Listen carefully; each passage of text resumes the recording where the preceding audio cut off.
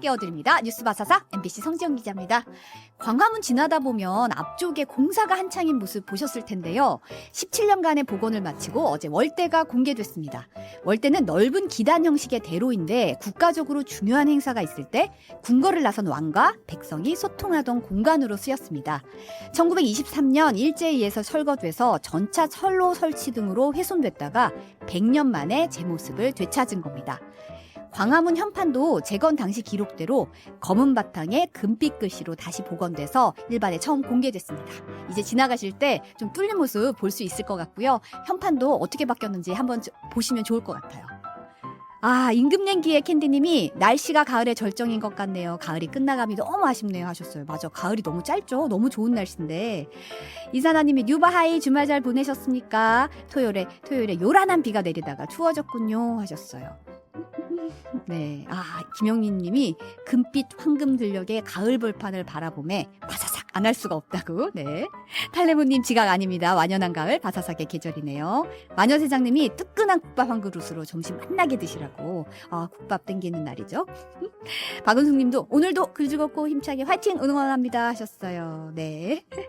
그러면 이선영 님이 편의점 전장 장윤성 기자님 격하게 응원합니다 하셨는데요. 조금 이따 좀 만나 뵈러 가야겠네요. 장미한 나는 미미님 오늘 많이 추워졌죠. 네, 김영미님도 광화문 월대 반가워요 하셨어요. 히스토리님이 치앙마이에서 한 달 살이 중이라고 잊지 않고 듣고 싶어서 오셨다고. 반갑습니다. 한 달 살이 부럽네요. 네, 10월 16일 월요일 뉴스 바사삭 바로 시작할게요.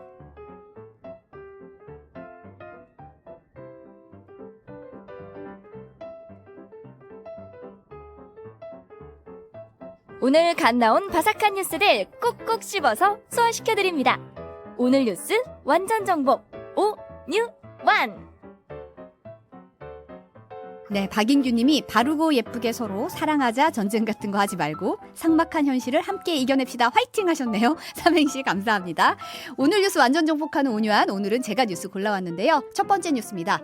검찰이 더불어민주당 이재명 대표를 위중교사 혐의로 재판에 넘겼습니다.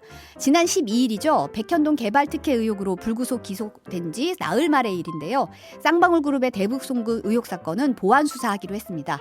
서울중앙지검 반부패 수사 3부는 지난 2018년 12월 22일부터 24일까지 이재명 대표가 자신의 공직선거법 위반 혐의 재판 증인에게 여러 차례 전화해서 위증해달라고 요구한 혐의로 이재명 대표를 불구속 기소했습니다. 위증교사 혐의는 앞서 구속영장이 기각된 이 대표 관련 3개 사건 중 하나인데요. 검찰은 아직 마무리하지 않은 쌍방울그룹의 대북송금 의혹 사건은 기존에 수사를 진행해오던 수원지검으로 다시 이송했습니다. 두 번째 뉴스입니다. 윤석열 대통령의 국정수행 지지율이 34%를 기록했다고 여론조사 기관 리얼미터가 오늘 밝혔습니다. 이번 조사는 리얼미터 조사에서 5개월 만에 35% 아래로 내려온 건데요. 리얼미터가 에너지경제신문 의뢰로 지난 10일, 13일 전국 18살 이상 2,004명을 대상으로 진행한 여론조사 결과 윤 대통령의 국정수행에 대한 부정평가가 직전 조사보다 4%포인트 오른 62.2%로 나타났습니다. 권역별로 보면은 긍정평가가 서울, 광주, 전라, 인천, 경기, 대구, 경북 등에서 내렸고 부산, 울산, 경남에선 소폭 올랐습니다. 연령대별로는 전 연령대에서 하락세를 보였습니다. 정당 지지율의 경우는 국민의힘이 직전 조사 대비 4.3%포인트 내린 32%, 민주당은 2.9%포인트 오른 50.7%를 기록했습니다. 한편 지난 금요일 한국 갤럽 조사가 있었는데요. 민주당 지지율이 38.1%, 국민의힘은 33.9%를 기록했습니다. 지난 6월 실시한 조사에서는 국민의힘이 38%, 민주당이 32.8%로 여당이 앞섰는데 격차가 점점 줄어들다가 이번 조사에서 민주당 지지율이 오차 범위 안에서 국민의힘을 넘어선 걸로 나타났습니다. 이와 관련된 자세한 사항은 중앙선거 여론조사심의위원회 홈페이지를 참조하실 수 있습니다. 중동전쟁 소식도 한번 볼까요? 현지 시간 15일인 오후 1시, 우리 시간으로는 어제 저녁 7시를 기해서 이스라엘이 제시한 가자지구 민간인 대피 시한이 종료됐습니다. 한번 2차례 정도 연장이 됐었는데 현지에서는 지상군 투입이 임박했다는 긴장감이 고조되고 있는데요. 국제사회의 우려도 커지고 있습니다. 조 바이든 미국 대통령이 미국 CBS 방송과의 인터뷰에서 이스라엘의 가자지구 점령은 큰 실수가 될 것이라고 생각한다고 밝혔는데요. 다만 하마스에 대해서는 완전히 제거돼야 한다면서도 팔레스타인 국가를 위한 길도 반드시 있어야 한다고 강조했습니다.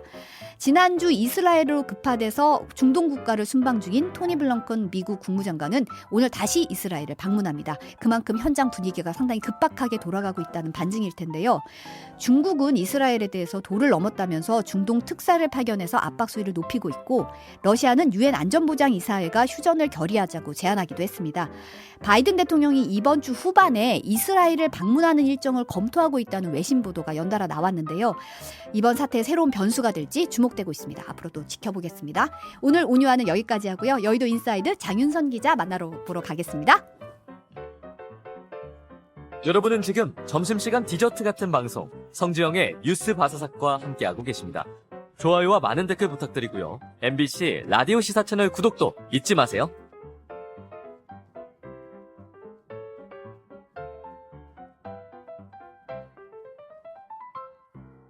네, 여의도 정치권 이슈 프로 보는 여의도 인사이드 장윤선 정치전문 기자 나오셨습니다.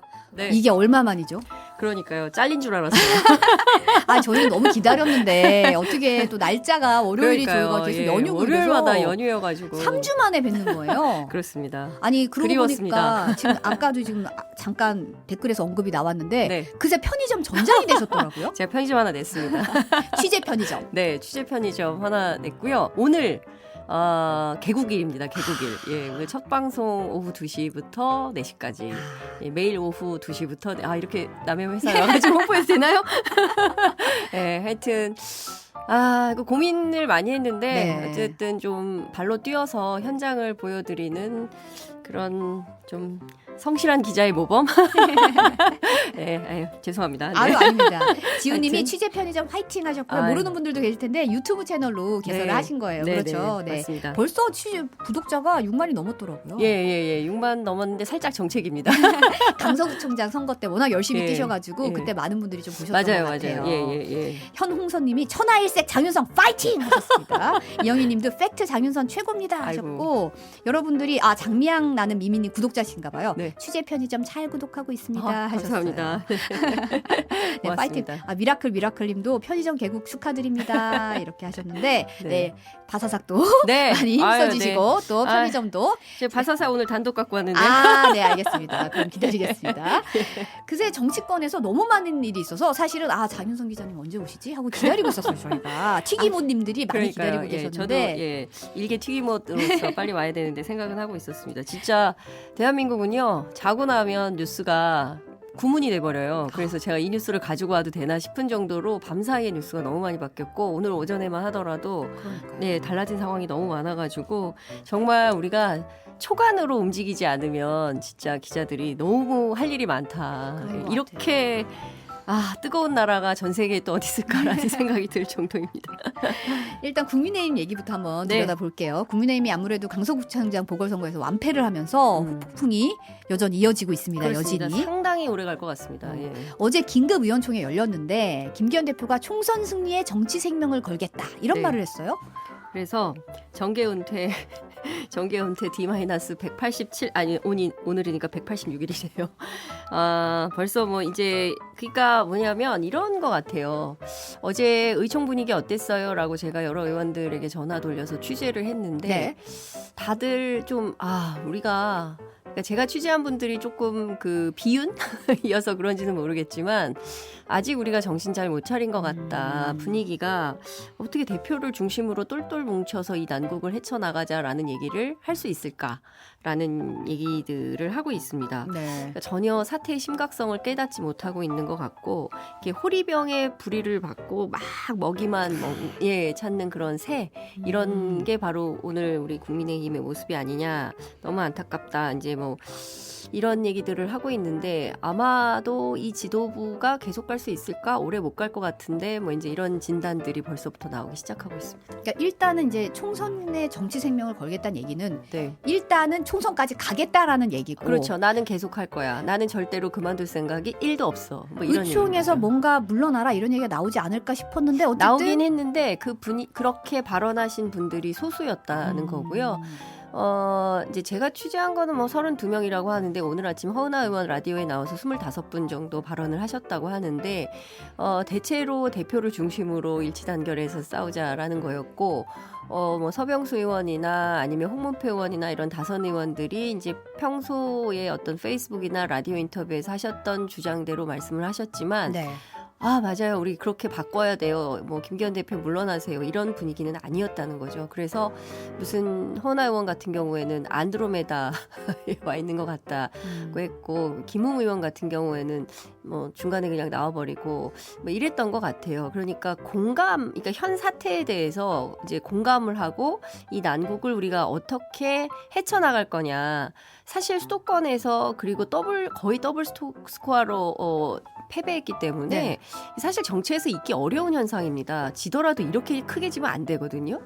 그러니까 이거를 그냥 어쩔 수 없어. 여기는 국민의힘이 강서구는 워낙 험지고 뭐 김태우 후보가 다시 나왔기 때문에 여기서부터 우리가 다시 열심히 잘하면 돼라고 하기에는 너무 안이한 처방인 것이죠. 근데 그 부분에 대해서 의총 안에서 좀 격하게 논의가 될 걸로 예상을 했었어요. 당초 한 의원들이 다 이제 금귀월내 그래서 금요일 날에는 전부 지역구 국회의원들이 많으니까요. 지역에 내려갔다가 이제 월요일 날 오는데 일요일 날 이제 4시 말고 한 5시가 되든 6시가 되든 좀 늦춰서 좀 길게 하고 밤을 새는 한이 있더라도 우리 좀 성투대회를 해야 된다라는 입장을 갖고 계신 분들이 있었어요. 네.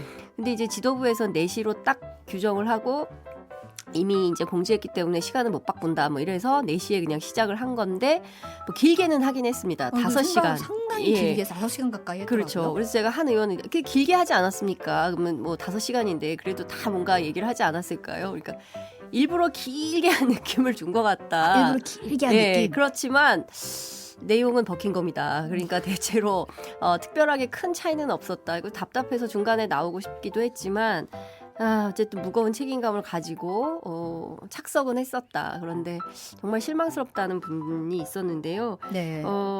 내년 수도권 총선에서 이 분위기로 계속 간다면 국민의힘 굉장히 어려워질 거라는 전망이 나오고 있죠. 그러면 이제 의총이 앞서서 사실은 네. 그 분위기를 좀 가늠할 수 있었던 게 토요일에 임명직 당직자 전원이 사퇴했잖아요. 네. 그러니까 뭐 어떻게 알려진 거죠?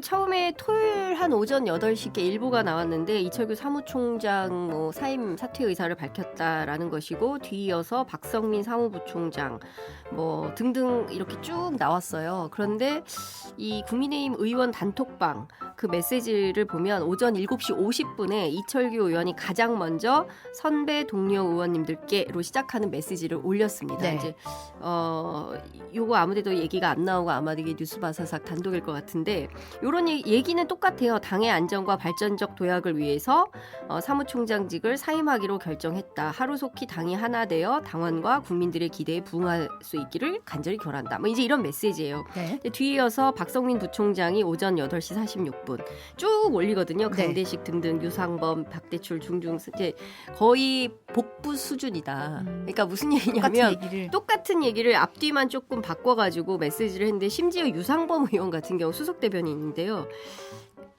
남의 메시지를 포워딩한 거를 올렸어요. 그대로? 그대로 네. 알려드립니다. 그러니까 국민의힘 의원들 사이에서는 야, 이게 지난 그 강서구청장 선거 패배에 대해서 책임을 지는 지도부의 태도가 이런 거냐. 그러니까 거의 복부 수준으로 지도부라는 사람들이 줄줄 쭉 올리는데 내용은 뭐 앞뒷말만 뭐 그 예컨대 뭐 무슨 당의 안전과 발전적 도약이라고 하면 당의 발전적 도약과 안정을 위하여 뭐 이런 식으로 이제 바꿔서 올리는 게 이게 맞는 거냐. 너무 이제 진정성이 좀 안 보인다. 진정성도 없고 그리고 어떻게 이렇게 복붙을 하고 알려드립니다. 남의 거를 포워딩해서 이렇게 앞에 거 좀 지워든지. 예, 뭐 그런 알려드립니다라도 빼든지 뭐 이런 방식으로 하는 게 맞냐. 이거 좀 너무 무성의하다라는 이제 비판이 있었던 거고요. 그러니까 실제로 이렇게 줄줄이 이렇게 쭉 의견이 잇따라 올라왔지만 그 부분에 대해서 의원들이 아무도 메시지를 달지 않았다는 거거든요. 그러니까 네. 이번 선거 참패에 대해서 어떤 책임감을 가지고 지도부가 대하는 것인지, 이 물러나는 태도에서도 진정성이 없다 이런 비판이 나오고 있고, 세상에 이런 법이 어딨냐 이런 볼멘 소리를 하고 있는 것이죠. 근데 사실 이제 그 선거 직후에 열린 회의에서 임명직 이제 사태 얘기가 나왔을 때 네. 아니 그럼 선출직은? 이런 의문부호가 좀 나왔었거든요. 맞아요. 그럼 선출직은? 아니 이게 임명직 총사태로 이 문제가 해결될 일이냐 이런 지적이 좀 나오긴 했어요. 그때도. 그렇죠. 그러니까 사실 제가 지난주에도 다른 방송에서 그런 말씀 드렸는데, 김기현 대표 안 물러날 것 같다. 그만둘 생각이 일도 없다고 한다. 아마도 그만두게 된다면 이철규 사무총장 수준에서 정리하게 될 거다. 이제 이런 국민의힘 내부 분위기를 전달을 해드린 바가 네. 있는데, 다들 부글부글한 거죠. 실제로 물론 그 이번 공천의 책임은 김기현 대표에게만 있다고 할 수는 없다. 왜냐하면 김태우 후보 자체를 지난 5월 18일 날 대법원 판결 나오자마자 석 달도 안 돼서 8월 14일 날 그냥 사면만 해도 되는데 복권까지 시켜서, 그리고 그렇더라도 굳이 다시 그 후보를 출마시킬 이유는 없었지만 기어코 그 후보를, 똑같은 후보를 내세웠기 때문에 야 이건 좀 심한 거 아니야 라는 비판이 있었고, 그리고 당 지도부 특히 김기현 대표가 무공천했으면 좋겠다, 좀 부담스럽다 이 선거, 우리에게 굉장히 불리한 선거인데 굳이 이렇게 해야 될까라는 기류가 있다가 갑자기 공당의 자세 뭐 이런 얘기를 하면서 바뀌었잖아요. 그래서 김태우 후보를 내세운 거 아닙니까? 근데 제가 이제 앞서서 강서구 현장을 뭐 제가 시장, 재래시장도 다니고 수산시장도 다니고 지하철역도 가고 막 동네 골목골목 뭐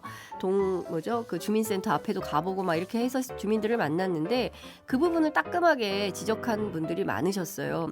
도대체 국민들을 뭘로 보길래 그 사람을 다시 또 내세워서 40억 애교라니 어떻게 그런 말을 할 수가 있어요? 도대체 국민을 뭘로 보는 거예요? 이렇게 말씀하시는 분들이 많았는데, 그럼에도 불구하고 용산 책임이 있긴 하지만 김기현 대표도 어찌됐든 총출동해서 대표, 원내대표, 사무총장 상주하면서 그 선거를 지휘했단 말이에요. 그러면 사무총장 선에서 자 책임지고 끝냅시다 박수 이렇게 정리할 수는 없는 거 아니겠습니까? 이렇게 큰 표 차이로 졌기 때문에 이것은 이 선거를 지휘했던 총사령관으로서 내 책임이 크기 때문에 나부터 물러나겠다 라고 하는 게 맞죠. 그게 순리 아니겠습니까? 정치에서. 그런 식으로 좀 예상을 했었죠. 그렇죠. 사실 어떤 그런데 면에서는. 이제 전혀 그런 것은 아니기 때문에 누구도 책임지지 않는 태도에 대해서 용산은 용산대로, 또 김기현 대표는 김기현 대표대로 전부 다 책임지지 않는 태도에 대해서 다른 평범한 국민의힘 현역 의원들은 좀 이건 아니지 않냐라는 기류가 있는 것인 것 같고요. 관련해서도 그 최고위 지도부 안에서도 갑론을박이 상당히 있었다는 거예요. 네. 특히 어느 쪽에서 문제 제기가 많았냐면 수도권 배현진 최고, 김병민 최고, 그리고 장해찬 청년 최고 같은 경우에는, 그러니까 주로 수도권 플러스 젊은 최고위원들이죠. 네. 이걸로 안 된다.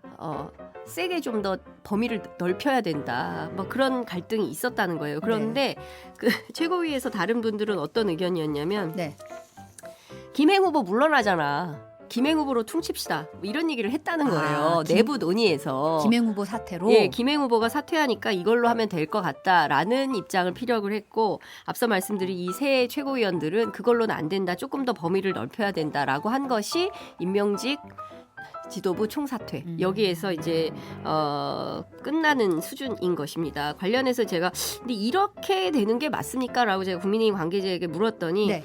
창피해서 옮기지 못할 수준입니다. 이제 이런 얘기를 했습니다. 그만 물어봐. 그럼 기자는 물어봐야지. 그러니까요. 그럼에도 불구하고 저는 계속 네. 물어봤는데, 네. 여하튼 약간 자중질환 분위기고요. 이러저러한 갑론을박이 있지만 제가 국민의힘 이렇게 뭐 아주 딥하게 취재를 현장 매일매일 이제 접촉하고 있지는 않습니다만 이렇게 취재를 해보면 그럼 무책임이 참 상당하다. 그러니까 어떤 상황이 벌어졌을 때 선제적으로 이것은 내 책임입니다. 내 탓이요. 하지 않는 분위기가 상당하다라는 것을 느낄 수 있습니다.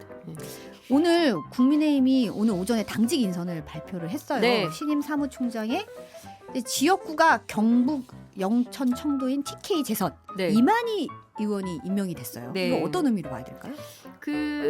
제가 이제 관련해서 이제 오면서 막 취재를 했는데 이만희 총장에 대해서 이분은 김기현 대표하고 손발을 맞추는 김기현 라인이다. 이제 이렇게 그 주장하는 정치권 관계자가 있어서 다시 확인을 했더니 이분이 그 선거 때 수행실장을 했다는 거예요. 네. 그렇기 때문에 용산 그러니까 대통령 아무나 안 시킨대요 주변을. 그렇기 때문에 상당히 가깝다. 친윤이다. 친윤이다. 예, 친윤이다. 확실한 친윤이다. 이런 얘기를 하고 있고요. 그러니까 사무총장이 내년 선거에서 제일 중요한 역할을 해야 되기 때문에 이 자리를 아무나 앉힐 수는 없다. 그런데 이제 사실 오늘 또 하나 화제가 됐던 게 뭐였냐면 조수진 최고위원하고 그렇죠. 네. 여의도 연구원의 부원장 간의 그 카톡 주고받은 카톡이 사진이 공개됐죠. 네. 예, 공개가 돼서 화제가 됐는데 거기에 보면 김기현 대표 쫓겨나겠네 이렇게 뭐 이런 내용이 나와서 화제가 네. 됐었는데 이만희 총장을 대상으로 한 거냐라는 게 설왕설래가 있어서 제가 이제 오전에 이 취재를 세게 했었는데 네.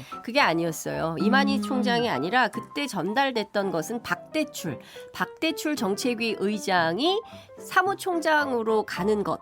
요거에 대해서 김기현 대표 쫓겨나겠네 이제 이런 얘기를 했다는 거예요. 자, 그럼 여기서 박대출 정책위 의장이 사무총장으로 가면 왜 쫓겨나는 건데 이런 의문이 생기잖아요. 그렇죠. 네. 그래서 제가 또 취재를 해봤어요. 그랬더니 이 박대출 의원은 정치적으로 장제원 의원하고 가깝다고 합니다. 네, 그러니까 이를테면은 이 장제원 라인의 복원, 그 다음에 김기현 라인. 그리고 용산과의 관계 이런 복잡한 관계들 속에서 당의 주도권을 또 휘둘리거나 흔들리거나 이렇지 않고 용산과 김기현 대표하고 직거래할 수 있는 어떤 라인을 세우기 위한 조처여서 이만희 총장이 된 것은 국민의힘 내부에서는 굉장히 잘된 인사다라고 평가는 하고 있어요. 그렇지만 네. 그밖에 다른 라인들에서는 특히 이제 장제원 라인에서는 박대출 의원을 좀 보내려고 했는데 그게 안 됐던 거 아니냐라는 얘기가 나오고 있습니다. 그러니까 국민의힘 내부 정치권을 취재를 해보면 그 관계망들을 다 취재를 해야 돼요. 누가 그러네요. 누구랑 친하고 누가 누구랑 뭐 이런 게 잘 안 되면 엇나간다. 그래서 상당히 전화 통화를 많이 해야 되는 정당이 국민의힘이다. 오늘 이런 굉장히 말씀드리- 바쁘셨다. 예, 바빴습니다. 근데 하여튼 이런 건 딴 데서 잘 확인을 안 해준다는 거. 예. 보도가 잘 안 나옵니다. 바사삭에서 확인하실 수 네, 있습니다. 바사삭에서 확인할 수 있습니다. 네. 아니 근데 사실은 이번 쇄신안에 이제 당직 인선에 네. 뭐 수도권이나 충청권 이사 전면 배치하겠다 이런 얘기가 나왔었잖아요. 네. 근데 이제 사무총장이 사실 굉장히 중요한데 총선 때까지 그렇죠. 예, 지금 실무를 담당하는데 TK 인사를 인선을 했다? 여기서 이제 우문보를 찍는 분들도 있어요. 그렇죠. 수도권하고는 상당히 멀어진 인선이죠. 지금 보면 국민의힘이 사실 내년 총선을 앞두고 제일 먼저 극복해야 되는 게 영남 지역당의 한계를 벗어나는 것입니다. 네. 그러니까 지금 있는 그 의원들은요, TK나 PK는 사실은 국민의힘에게 굉장히 유리한 지역구이고요.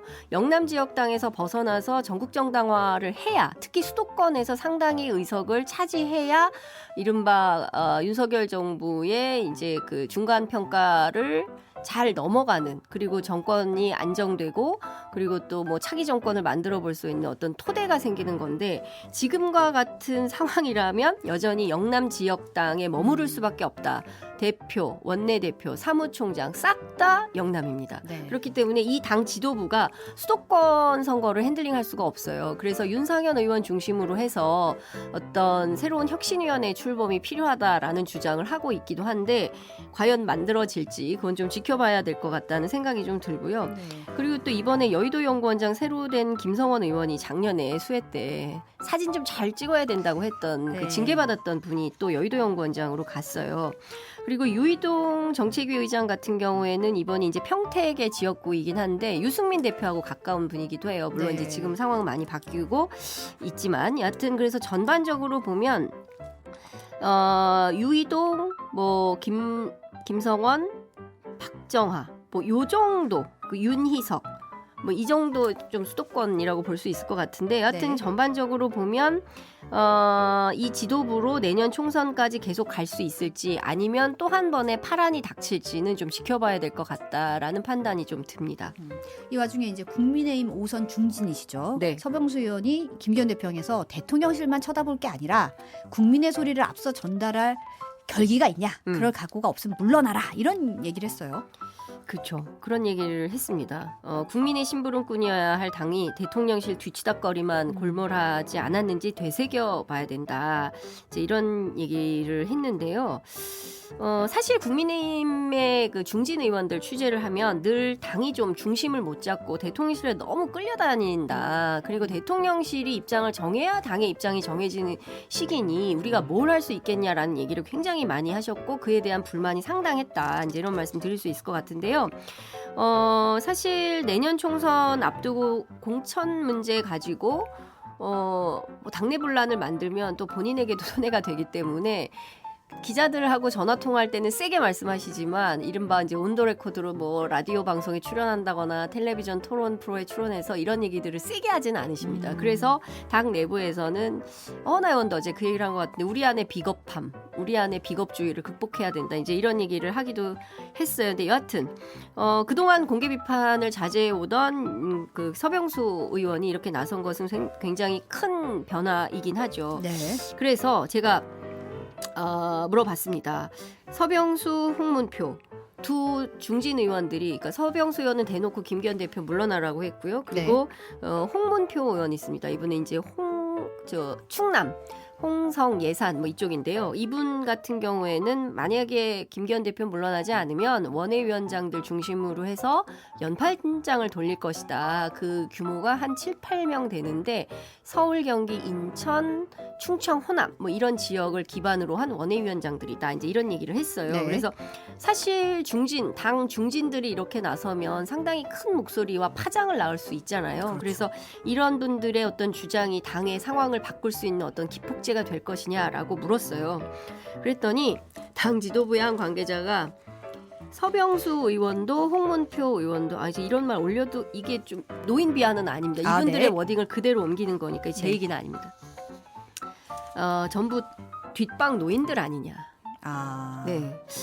우리 당의 젊은 여기서 얘기하는 우리 당은 국민의 힘을 말하는 것입니다. 우리 당의 젊은 초재선 의원들이 지금 그분들을 따르고 있습니까? 라고 저에게 오히려 반문을 하고 있고요. 세력이 없는 분들이 개별적으로 하는 소리에 우리는 별로 개의치 않습니다. 라는 얘기를 합니다. 그러니까 우리는 대통령 이게 중요한 거예요. 대통령 한 분이 중요하고 윤석열 대통령 중심으로 해서 쫙 단결하고 대통령의 뜻을 받아서 어떤 상명하복의 개념으로 김기현 대표도 존재를 하고 당 의원들도 마찬가지로 일치 단결해서 쫙 가야 된다라는 판단은 하지만 자, 우리 당이 지금 민심이 흉흉하고 민생을 살피지 않는다는 비판이 있고 경제 지표가 매우 안 좋고 외교적으로도 이 길은 아니고 역사 왜곡도 이렇게 따라가선 안 되고 일본 문제도 이렇게 풀면 안 되고 중국도 우리가 이렇게 하면 안 된다라는 어떤 전반적인 국민들의 의견을 자, 이렇게 하면 안 됩니다라고 브레이크를 거는 중진들의 목소리는 그저 그냥 뒷방에 계시는 세력이 없는 젊은 초재선 의원들이 따르지 않는 이런 것으로 치부하는 것이죠. 그러니까 제가 취재하기로는 다선 의원들 입장에서 보자면 굉장히 기가 막힌 소리로, 그러니까 그야말로 대한민국에서 보수 정당을 꾸준히 해오고 보수 정당이 어디로 가야 될 것인가라는 어떤 좌표와 뭐 이런 노선을 그려왔던 분들인데 당혹스러우실 것 같아요. 그리고 대체로 국민의힘 초재선 의원들은 친윤계가 많습니다. 예, 그렇기 때문에 이분들이 이제 과거 뭐 예전부터 민정당 시절부터 쭉 정치를 해왔던 그런 보수 정당의 뿌리에 해당하는 분들의 주장을 별로 중요하게 듣지 않는다는 것은 글쎄 새로운 변화의 출발이라고 봐야 될지 뭘지는 모르겠지만 상당히 험악하다. 국민의힘 내부는 상당히 험악하고 대체로 그림이 그려지실 것 같아요. 이 당이 지금 이런 상황이구나라는 그런 생각이 그렇게 들 것 파악하고 있는 같습니다. 거죠. 예. 근데 사실 이제 지도부 책임론에 대해서 친윤 의원이죠. 이용 의원이 서병수, 홍문표 두 다선 의원한테 솔선수범하라고 했어요. 그만두란 얘기죠. 네. 그러니까 자, 쓴소리를 하니까 네. 뭐라 그랬냐면 선당우사하는 모습과 자리에 연연하지 않는 솔선수범하는 자세부터 보여라 이런 얘기를 하고 있거든요. 네. 임명직 일괄 사퇴라는 책임 있는 결단을 내렸고 이제 우리는 원팀으로 결집해서 내년 총선에 대비해야 되는데 이런 쓸데없는 얘기가 웬 말입니까? 이제 이런 주장을 하고 있는 겁니다. 그러니까 갈등을 부추기는 공개 언행은 우리를 화합시킬 수 없다. 이런 주장을 하고 있어요. 네. 그러니까 여기에다가 장해찬 최고도 비슷한 얘기를 했습니다. 용산 책임론이 나오니까 이때다 싶어서 대통령을 흔들고 본인들의 공천 기득권을 확보하고 싶은 것은 아닌지 국민과 당원들이 냉정하게 판단할 것이다. 이제 이런 얘기를 하고 있습니다. 네. 지금처럼 중구난방 흔들기를 해서는 안 된다. 이제 이런 주장을 하는 거거든요. 좀 더 센 얘기가 나옵니다. 어려운 선거라고 뒤로 물러나서 훈수만 두던 웰빙들. 웰빙들. 네. 야당과 싸울 때는 발을 빼고 방송 출연도 안 하다가 뒤늦게 신나서 떠드는 기회주의자들.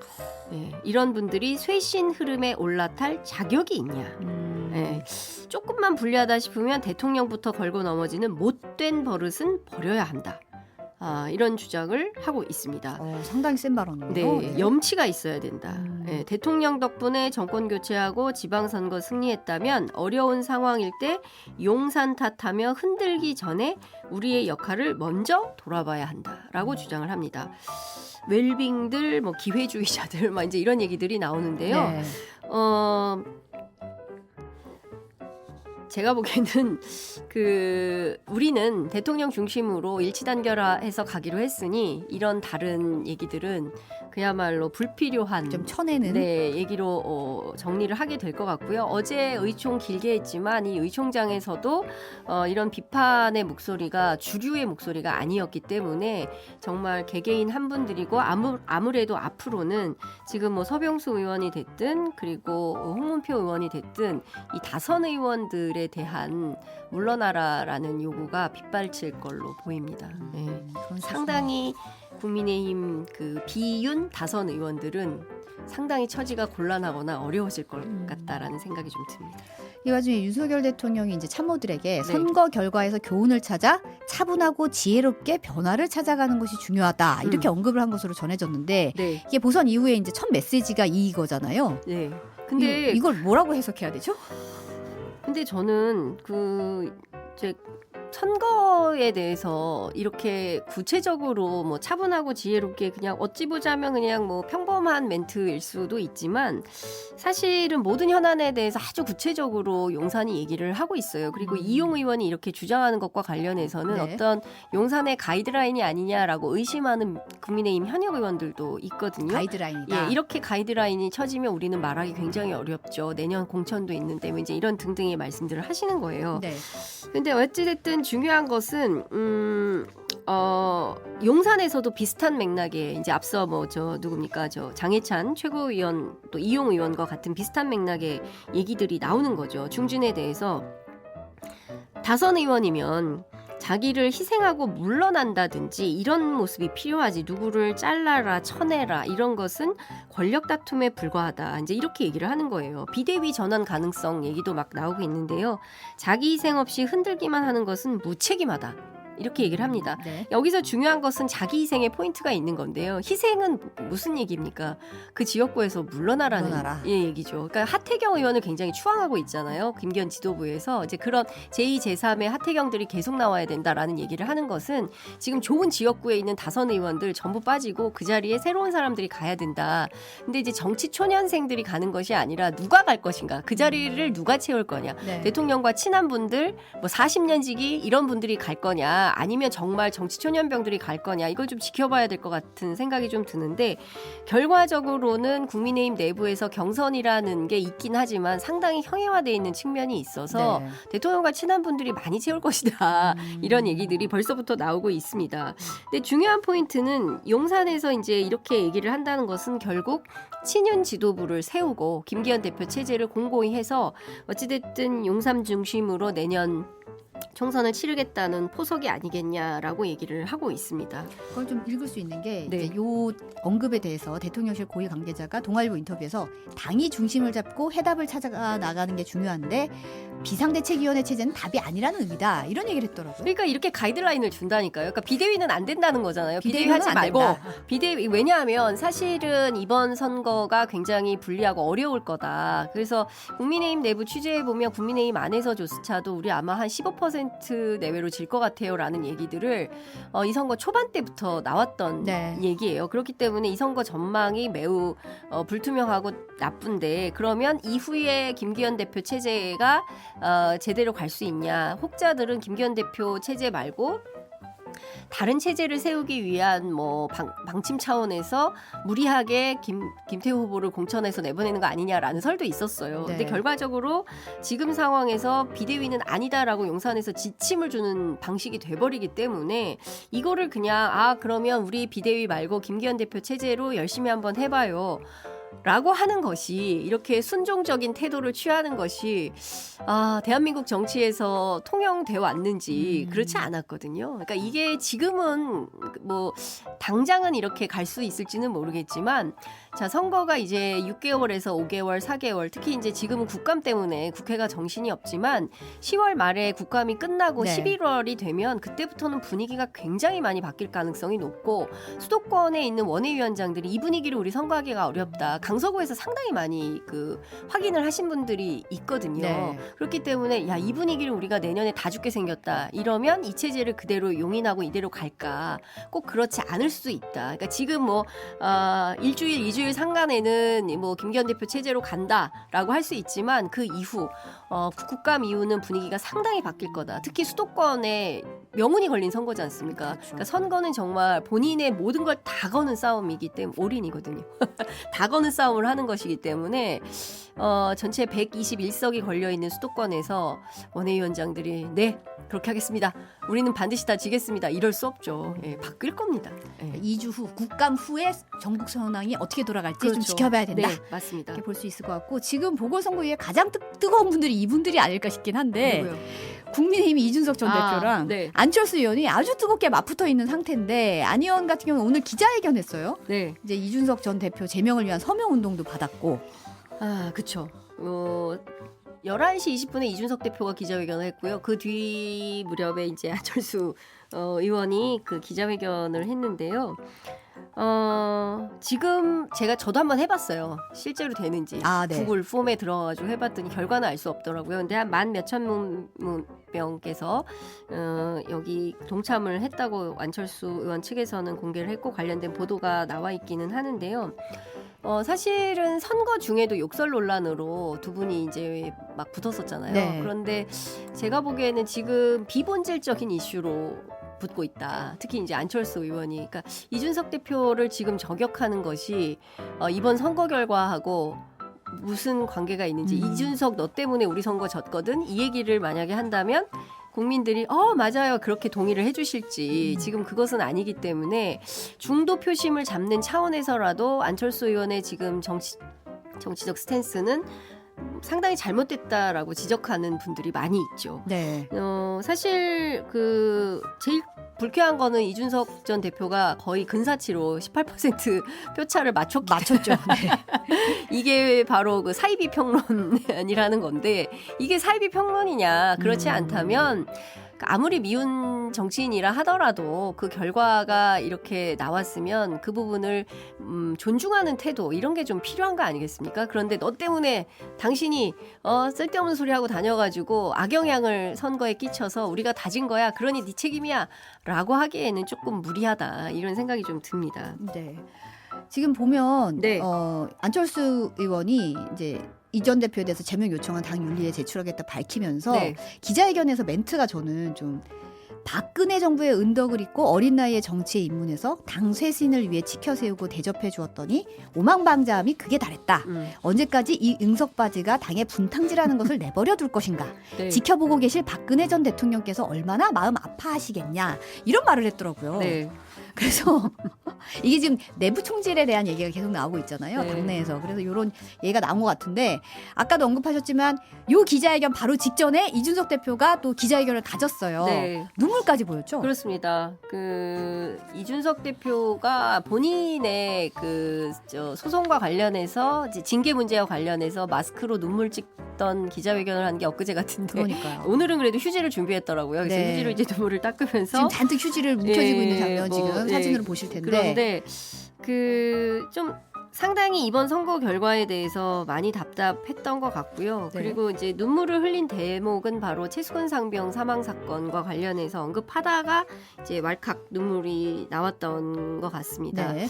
이 최수근 상병 사건이, 그러니까 사실은 저 윤석열 대통령의 가장 중요한 상징 자본이라고 하면 공정, 정의, 상식 이런 거 아니겠습니까? 네. 이제 박근혜 정부에서 나는 사람에 충성하지 않는다라는 주장을 국회 상임위장이었나요? 이제 출석해서 그런 얘기를 해서 국민적으로 일약 스타덤에 오른 그 정의로운 검사의 표징처럼 됐고, 그 상징 자본 덕에 결국에는 이제 대통령의 당선까지 된 이런 분인데, 최수근 상병 사건을 어쨌든 그 로직대로 어쨌든 법률의 절차에 맞게 수사를 했던 박정훈 대령을 지금 항명죄로 기소를 한 상황 아니겠습니까? 그렇죠. 네. 그리고 이 수사 외압에 대해서는 실제로 어떤 일이 있었는지에 대해서 구체적으로 밝혀야 되는데 그조차도 지금 못하게 하는 이런 상황이기 때문에 민주당에서는 특검을 요구하고 있지만 그 부분에 대해서 또 여당은 막고 있는 이런 형국이어서 네. 그 부분에 대해서 뭐가 정의냐, 뭐가 공정이냐, 뭐가 상식이냐.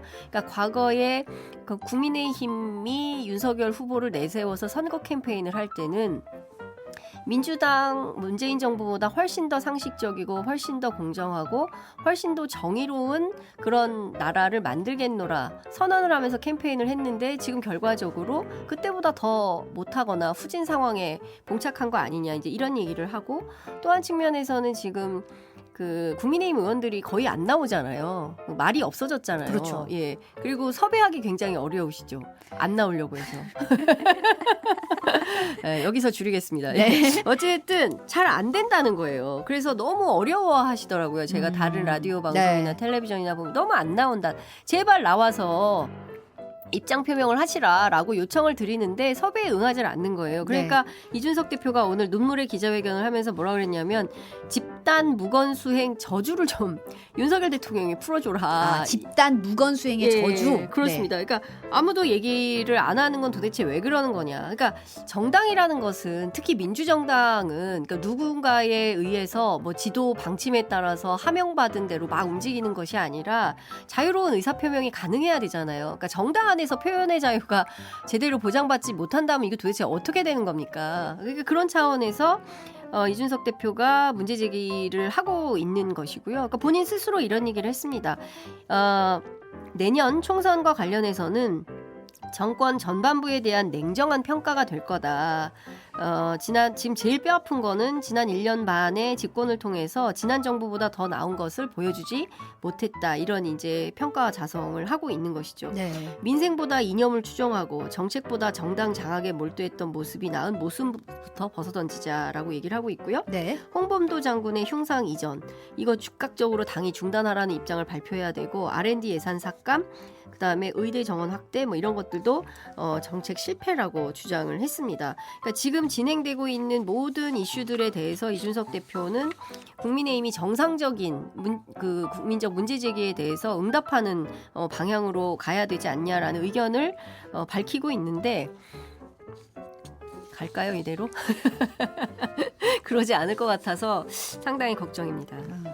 이 전 대표가 이제 안철수 의원에 대해서는 기자들이 물어봤더니 저는 아픈 사람 상대하지 않는다 이렇게 답했더라고요. 그러니까요.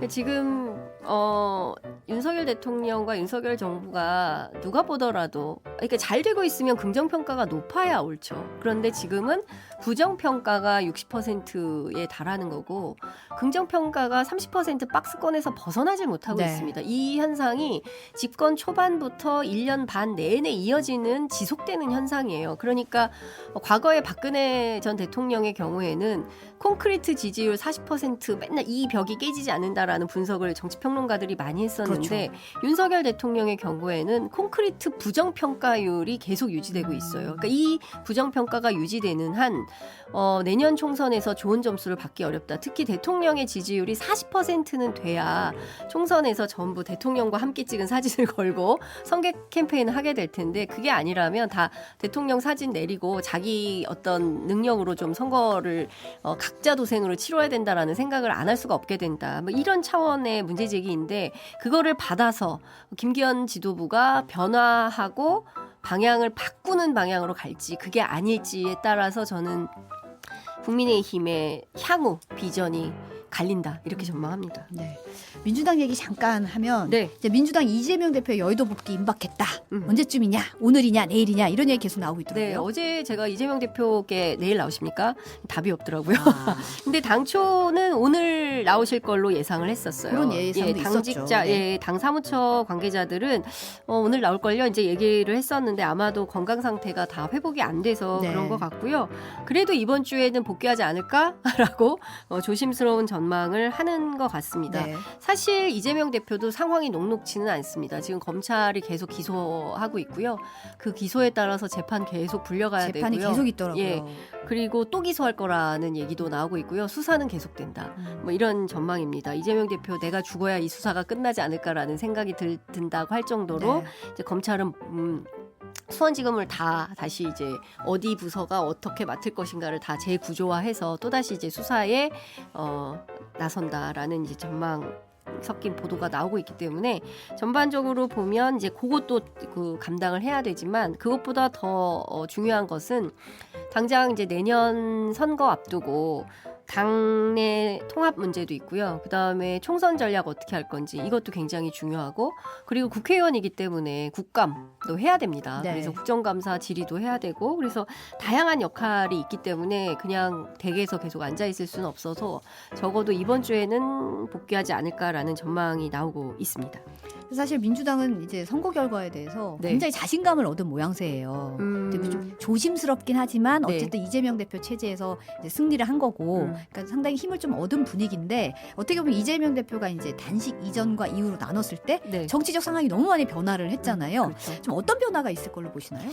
그 사실 단식을 결행할 때 당시에는 정말 앞이 아무것도 안 보이는 깜깜한 상황이었다고 볼 수 있을 것 같아요. 그러니까 뭘 해도 입법을 해도 뭐 받아들여지지 않고 또 사람을 또 국회에서 의결해서 방통위원으로 보내도 최민희 의원 뭐 임명장을 안 줘서 지금 6개월이 넘도록 역할을 못 하고 있는 상황이고, 그러니까 판판이 어떤 그 대통령의 벽에 막혀서 야당으로서 존재감을 보여주기 굉장히 어려웠고, 그리고 또 뭐 이재명 대표 또 체포동의안이 언제 오니, 오면 뭐 어떻게 할 거니, 뭐 가결표 몇 명이니, 늘 이제 이런 게 이슈였어요. 그런데 단식을 결행을 하고 그리고 내각 총사퇴를 요구하고 뭐 특검을 요구하고 뭐 이러면서 24일 동안 이제 단식을 하면서 그 전과 그 이후로 당내에서도 분란이 상당히 그 좀 줄어든 측면이 있고요. 물론 그럼에도 불구하고 라디오 인터뷰에 나와서 주장하시는 몇몇 분들은 있지만 그분들은 이제 뭐 개별적으로 그런 주장을 하는 걸로, 네. 그리고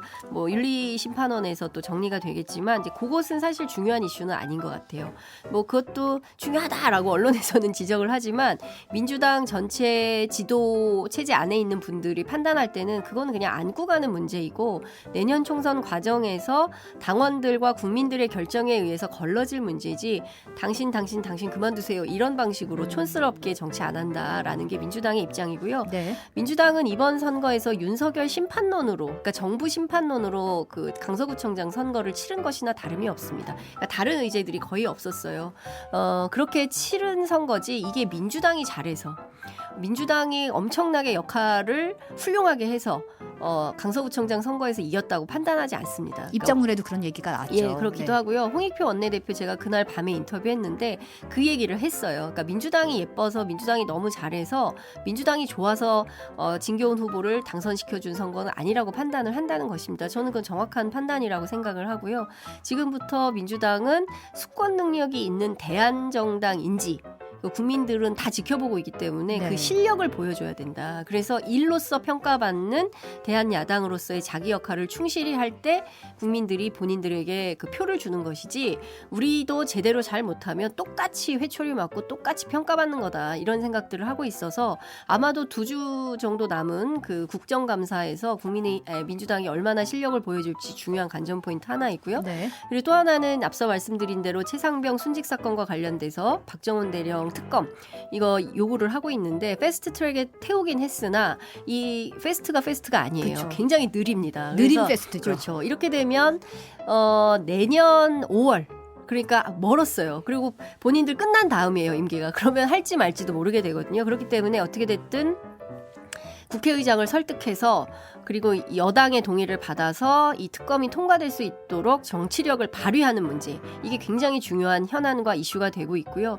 당초에 이재명 대표 단식하기 전부터 그것은 박광원 원내대표 체제 때부터 주장했던 바인데 1특검 4국조 얘기했습니다. 오송 참사와 관련해서 하나도 해결된 게 없어요. 네. 그래서 이 문제도 사실은 민주당이 적극적으로 문제 제기를 하고 그 유족들을 생각해 보십시오. 잠이 안 올 겁니다. 네. 예, 이분들을 생각해서라도 민주당이 야당다운 결기를 보이면서 나가야 된다라는 말씀을 좀 드릴 수 있을 것 같습니다.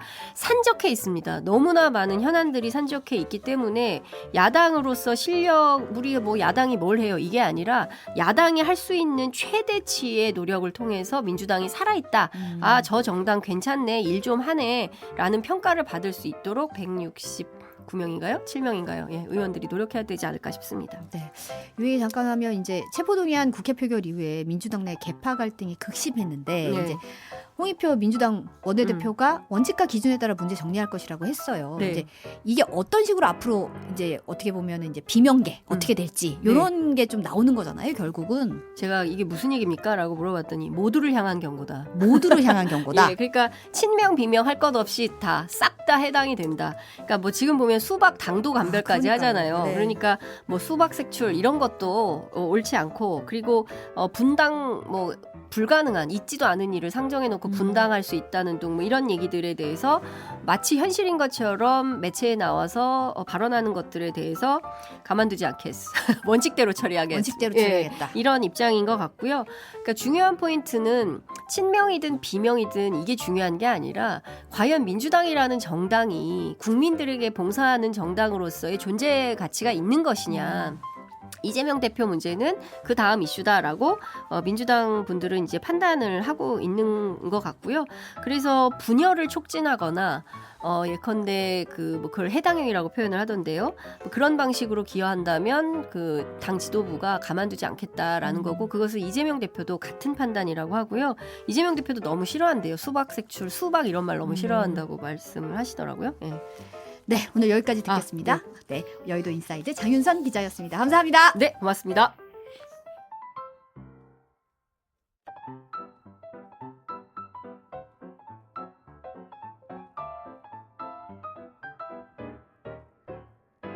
네, 10월 16일 월요일 뉴스 바사사 오늘도 함께해 주셔서 감사합니다. 저는 내일 낮에 찾아뵐게요. I hear every word you say. Just like a prisoner, I'll give in to all your ways.